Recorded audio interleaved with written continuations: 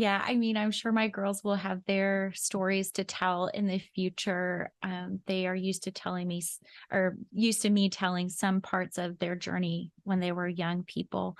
And it's not to say that every day was easy. We still had days where we struggled. We still have days where they struggle in their faith.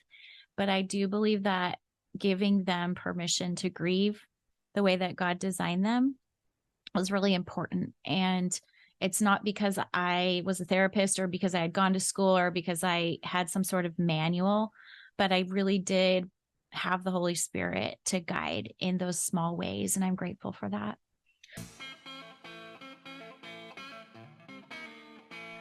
Hi, and welcome back to Old School. Today we're going to be in the emotional and spiritual classes, and our teacher is Dorina Lazo Gilmore Young, author of Breathing Through Grief. Dorina is an award-winning author, speaker, podcaster, foodie, which I am as well. I'm also a pastry chef, runner, and a weaver of words. Dorina recently published Breathing Through Grief, a devotional for seasons of loss. She helps people discover God's glory on life's unexpected trails. When Dorina is not writing or spending time with family, she's out on the trails running and chasing God's glory. Let's welcome to class Dorina. Hi. Hi, Michele. Thank you so much for having me today. I'm thrilled to have you here. I just love, in each experience, I love how different everybody's story is. It's funny how, as a society or culture, we start to pigeonhole people. If somebody says they're a believer, or if they say they're an atheist, whatever they might say, that we just start assuming that there's just one little mold for that. And I have had the most incredible time hearing people's stories and being able to see how they apply to the audience, because I hear back from folks on those. My purpose with Old School, I was asked to do this by my writing coaches as a furtherance of my story with the Lord. But I also love that what I'm trying to do is hear about how people heal and maintain health in the physical, mental, emotional, and spiritual areas of their life. And it's such a different thing. But yet we are able, with 7 billion people on the planet, to connect with each other on the things that resonate with those. So where I'd like to start, yes, I chose your book on grief, and that can definitely be a part of this, but I want to hear your story. Like, you don't have to necessarily go into what hospital you were born at, but but like your story of how, yes, your faith intertwined, but how you got to here and how you got to the place where you are doing this writing. Wow. Well, thank you for opening that door. There's so many different things that I can highlight, but I'll start with sharing a few nuggets from my journey and then feel free to ask follow-up questions with that. I Sure. was actually born on the south side of Chicago. So I am a transplant from Chicago to California, which is where I live now. And I've been here for 20 plus years. And I really started thinking about being a writer when I was a little girl, when I was in first grade. And so I won't go through every grade of, my schooling, but I remember having a first grade teacher who read one of my creative stories and said, you should be a writer one day. And because of her encouragement and planting some of those seeds in my heart, I did pursue a career in writing, but it's taken me all over. I have been a newspaper reporter. So out of college, graduating from Calvin University in Michigan, then I moved out here to California and worked for the daily newspaper, the Fresno Bee, as a features reporter, and then ended up going on a mission trip with my church. And I was a young single career person at that stage of life. And I visited the country of Haiti. And in Haiti, fell in love with the kids there, the culture there, ended up moving back to Haiti to teach English. And so that took me with my writing on a little bit different journey, teaching English there. I met my husband, Eric Lee, who was the leader of that trip through that journey. And we ended up getting married in 2003. And so as a writer, then he and I started a nonprofit organization in Haiti. I really served more as the communications director, and he was the director of the nonprofit. So I did a lot of writing in that context as well. We started a fair trade jewelry business where we employed Haitian women in the northern mountains of Haiti. And I got to tell their stories. I got to sit down with them and interview them and tell their stories. And then as we brought their jewelry back to the US to share their stories with people here in the US. So that was another kind of unique part of my writing journey. And then I got into children's book writing, which was one of my dreams as a little girl, that I wanted to publish books one day. And so I published a book called Cora Cook's Pancit, an award-winning book that came out more than a decade ago. I did a master's degree in children's literature and started pursuing writing books for kids as well. And then today I am writing in a couple different spaces and genres. I write for a Christian women's market through two websites called Encourage and one called Proverbs 31 Ministries. So I write daily devotionals for those writing teams and have published several devotionals and Bible studies in recent years. So it's kind of all over the map. And I'm actually back in the classroom now. I teach journalism.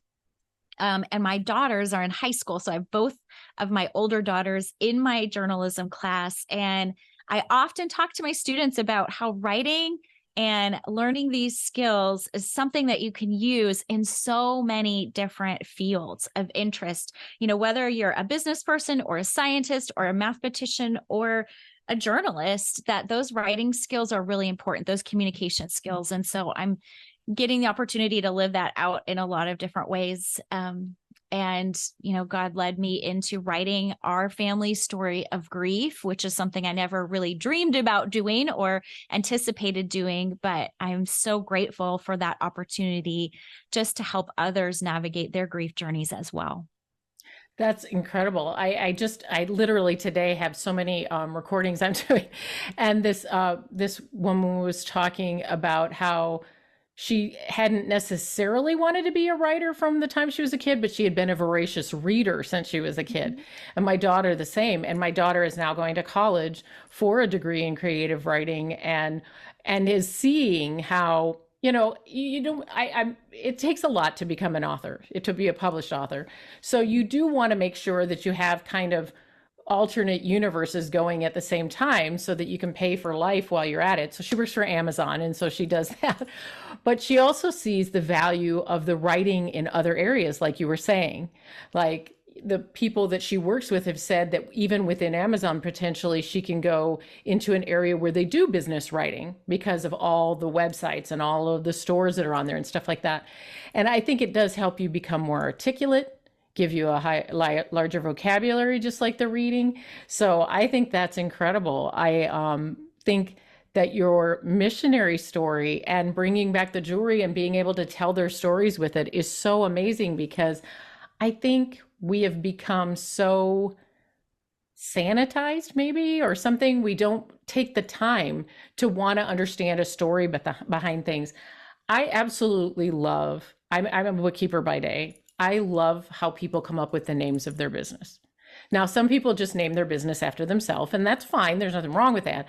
But I just love how people, the thought process that can go in behind that. And I think it's fun. And I may even consider some sort of self-published book about that kind of thing, or job descriptions and stuff. But I love that part of your history. How beautiful does that develop into stories about other human beings, and show us that if we maybe took the time, that you're not looking at an entire country that's just been ravaged all the time by hurricanes and what have you, and there are genuine people with real stories coming out of there, and how fun for you to mine those beautiful little nuggets through your ministry. I love that. Yeah, it's one of my favorite things. I mean, I went into that jewelry business not having a business background, but having a writing background. And so I knew what I had to offer is that I'm a storyteller. But I also believe that there's so much power in sharing our stories, and there's so much healing. And I've discovered that on a personal level. And I saw that through my friends in Haiti as well, that these women who had suffered so many losses, many of them widows, many of them navigating poverty, many of them being in really dire situations. But as I got to sit and listen to them tell their stories, and then even to dream with them a little bit about, if you sold this jewelry, what are some of the things you would like to do with that money? And they would dream about sending their kids to school and building a house or starting their own little businesses, things that all of us probably have in our hearts. And even in articulating those dreams and those stories, the history of things that they had gone through, I saw so much growth and healing in my friends. And I've experienced that myself too, which is partly why I did end up writing this book, Breathing Through Grief. Part of our story is that my first husband, Eric Lee, went to heaven almost 10 years ago now. He died of stage 4 melanoma cancer. And that was something that, again, I never dreamed would be part of my story. When I stood at the altar and said, till death do us part in my 20s, I wasn't really thinking about what that actually might look like. And we had always dreamed of, serving around the world and growing old together. And he died at age 40, almost 10 years ago now. But as I went on that grief journey, my kids were ages 2, 5, and 8 when he died. There are two things that really anchored me. One was being able to journal and write down my story. And in the beginning, that was really just as a private journal, prayers that I sent up to God through lines on a page. But I also was given the opportunity little by little then to tell that story through my speaking and through my writing. And I found that on a personal level, that was so healing to be able to share that story. And there's even brain science behind it that some of my therapist friends have showed me, that when we've gone through something really traumatic, sometimes that trauma gets stuck in our brains. But one of the ways to dislodge that trauma is to tell our stories and for someone to listen and to receive our story. And then even to be able to share that story, it can help someone else through whatever trauma they are facing. And in my case, I like to talk to people about grief and navigating grief, because I think it's such an important part of what so many of us are dealing with in the day-to-day. So when I wrote this book, it's a devotional journal, because I don't want to just tell my story, but I want the person who's reading the book also to go on their own journey. And by writing out some pieces of their grief journey, I believe that there's healing in that as well.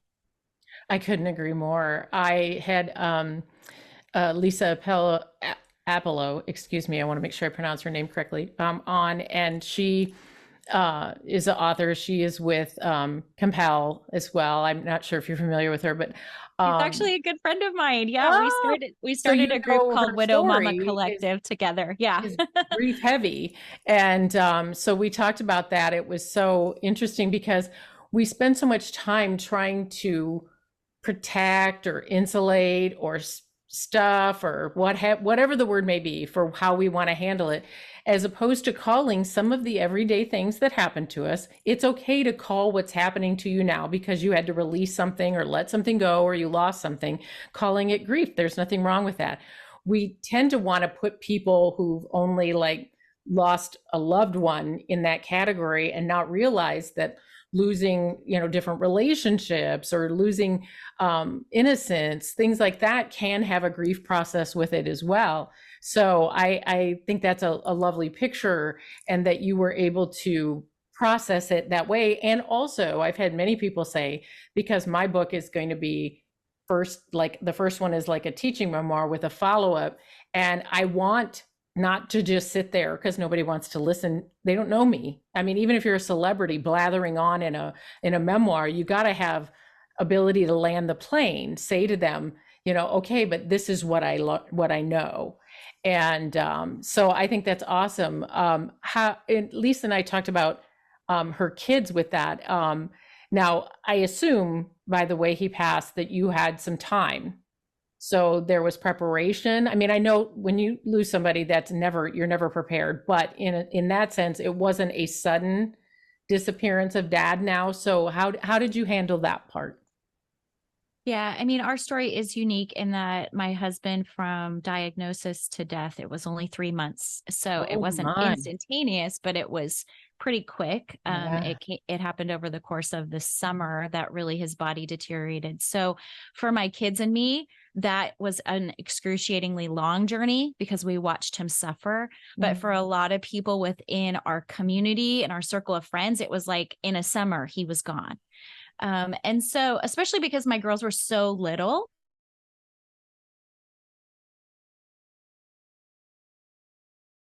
to my grief journey was that I had to navigate grief as being a young widow in my 30s, but I also had to usher my girls through that. And so I had a 2-year old who was definitely a daddy's girl, whose daddy was suddenly gone, who was processing it, and I had a 5-year old and an 8-year old. So those are kind of different stages of development, and their understanding, and even now 10 years later when they're teenagers, their memories of that time is different. And so I think, we made our home a safe place to express that grief. Each of my girls experienced their grief and processed it in really different ways. I think about like my youngest, I call her my songbird. She loves to sing. She still loves to sing. And even at age 2, she'd sit in her car seat and she would make up these kind of narrative songs where she would be processing her dad's death. And she would sing about it. And she would sing about her daddy in heaven and sing about her daddy's tumor and like different things that she had seen and trying to figure it out. And so that was interesting to me. And, now as I look back, I realized that was actually really healing for her. My middle daughter was my more emotional one. She was, we called her our tissue paper girl in the sense of like, she just was moved emotionally all the time and crying. And she felt things so deeply. She felt his loss so deeply. And I see now that she's a videographer and a creative spirit, and the ways that she likes to kind of remember her dad and document his stories and document stories that people tell about him today. My oldest was 8, and she very much went into that role of being the oldest, kind of responsible one, taking care of her sisters. She wasn't as emotional sort of in a public way. But she loved to pore over the photos and the videos of her dad. And even now, I just recently read her college essays as she's getting ready to go off to college, and she's able to see how that was a time where God was developing in her leadership and faith. And as a mom, when she was so young, I never knew what that journey was going to look like. But now looking back, I see how much it matured her in good ways and how much it has grown a heart of compassion in her for others who are grieving. That's awesome. I feel, and again, everybody has their stories. And I went through a divorce from many, many years of infidelity. And my daughter was 15 at the time. And she had come to me and said that she felt like everyone was lying to her, including me. And that was a hard pill to swallow, but it wasn't untrue. I wasn't being candid with her about how bad it was. And so therefore it was abrupt for her.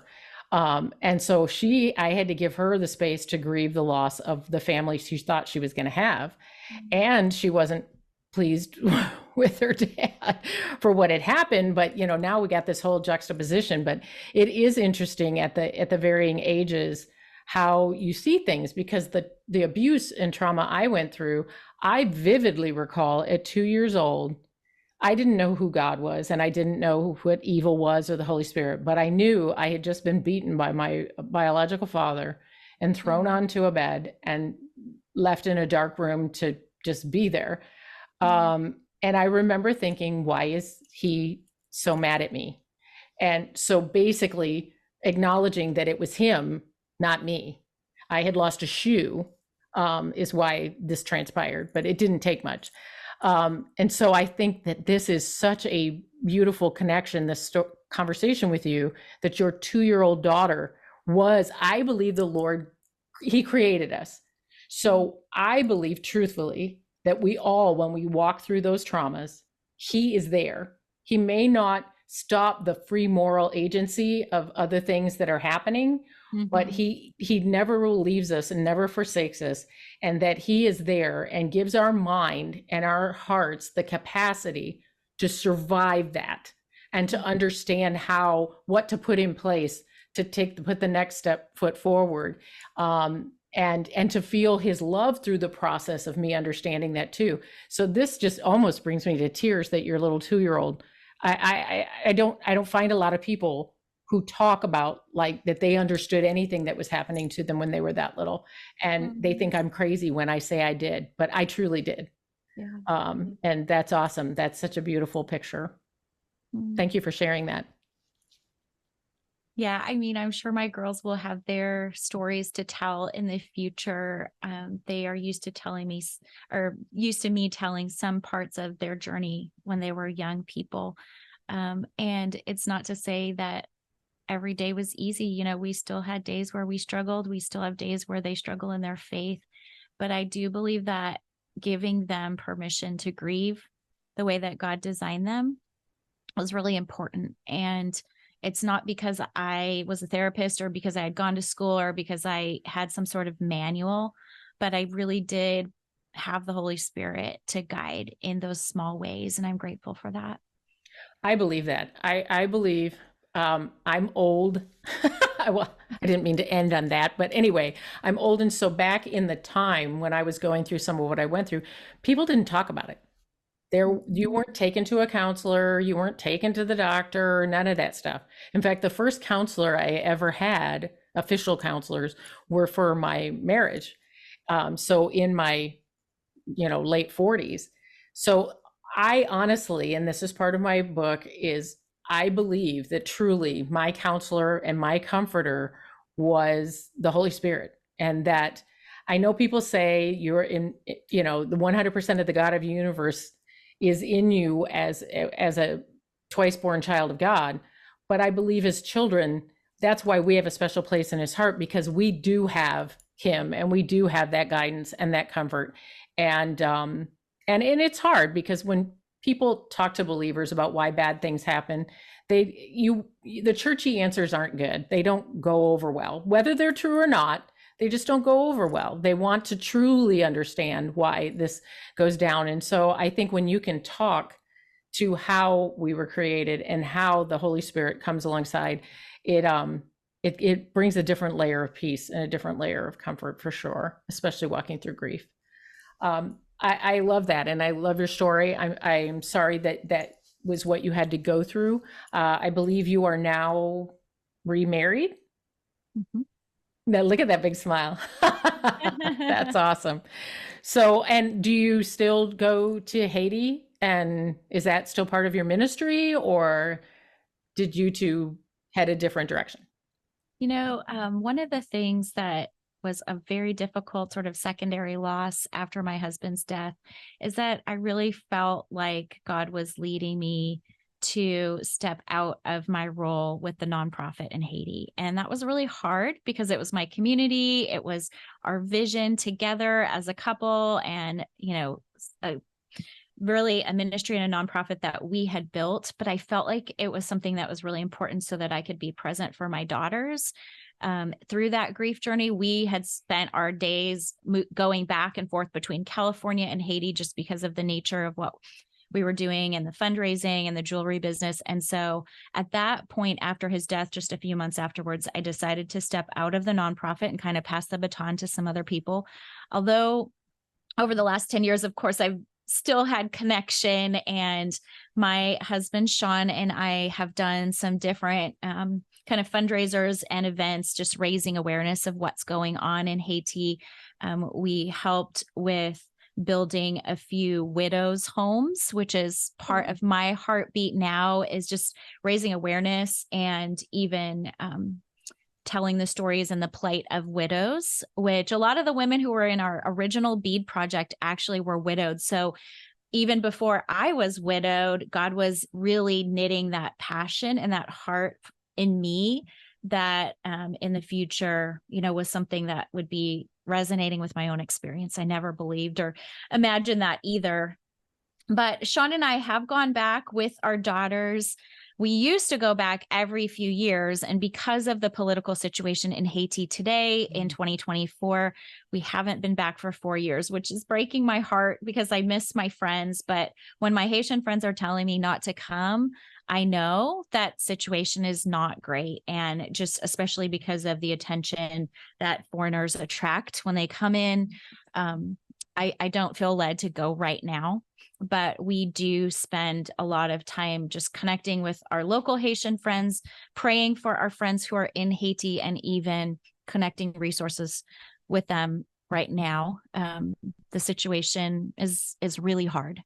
Yeah. And there's gangs that are within the country, and there's a lack of food, even in the mountains where our ministry is, that was started by my late husband's grandparents. So we continue to pray for Haiti, and we open our hands to the Lord in that. Well, I will continue that in prayer and mediation for you as well. That's really hard to hear, and then it's so prevalent in the news right now. I can't even imagine. But I would like to thank you for what you've done for all of them, and the fact that you have such a great relationship that they are willing to think of your safety as well, even though they could be, no, please come, because you're clearly a benefit when you go. But yeah, I've heard so much. I belong to multiple organizations that are trying to eradicate human trafficking and sex trafficking, and you hear a lot about Haiti in that regard too, and that's just hard. I can't even imagine. I have one daughter, and when we travel internationally, I just I'm like, okay, these are the rules, and you're gonna have to tolerate Mom. So well, this is such an awesome opportunity. I appreciate you agreeing to come on and talk about things. Do you have a book coming up that maybe we can hear a sneak peek about? Yes, actually, I have a book releasing on April 16th. It is wow. Another children's book. This book is called Kailani's Gift, and it is a book about a little girl who is learning to dance. It's a traditional Filipino dance, but it's really a book about perseverance, and a book about how God gives each of us gifts and talents that we need to develop over time. And so I'm really excited about this one. I actually wrote it almost a decade ago, and it's God's timing sort of coming full circle that the book is releasing now in 2024. So I'm really excited about that one. And Breathing Through Grief, the other book that we mentioned, released last November. I also had a Bible study called Create in Me a Heart of Mercy, which tells a lot of my stories about living and working in Haiti. And that's another book that just came out in this past year. So if people want to find out more about my books, they can hop over to my website, DorinaGilmore.com. Perfect. And I will have all that information if you want to connect with Dorina in the show notes. My connection information is in the show notes. So you can reach out either through the messages on whatever platform you listen to the podcast, or you can look in the show notes.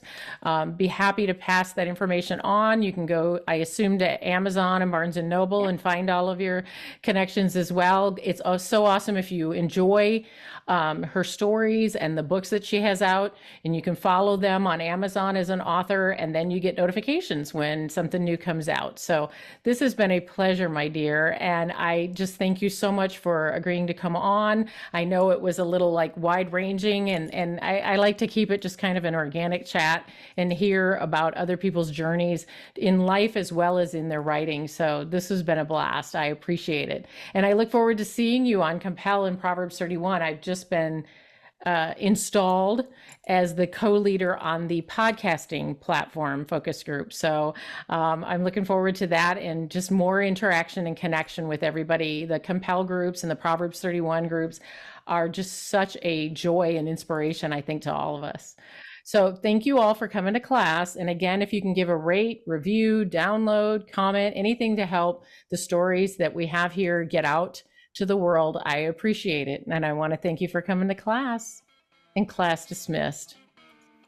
This episode of Old School with Michele Vrabel is brought to you by Skin Beautiful AZ.